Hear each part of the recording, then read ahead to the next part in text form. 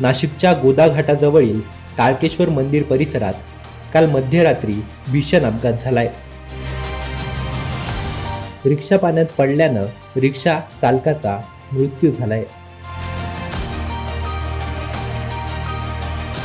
30 सप्टेंबरच्या मध्यरात्री रिक्षा चालक शेख हमीद वय 46 हे रिक्षा चालवत असताना पुलाचा अंदाज चुकला, त्यामुळं रिक्षा थेट पाण्यात कोसळली।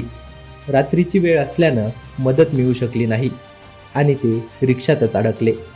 परिणामी शेख हमीद यांचा जागीच मृत्यू झाला।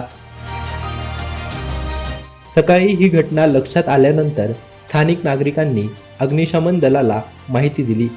अग्निशमन दलाच्या पथकानं घटनास्थळी दाखल होऊन रिक्षा व मृतदेह बाहेर काढला।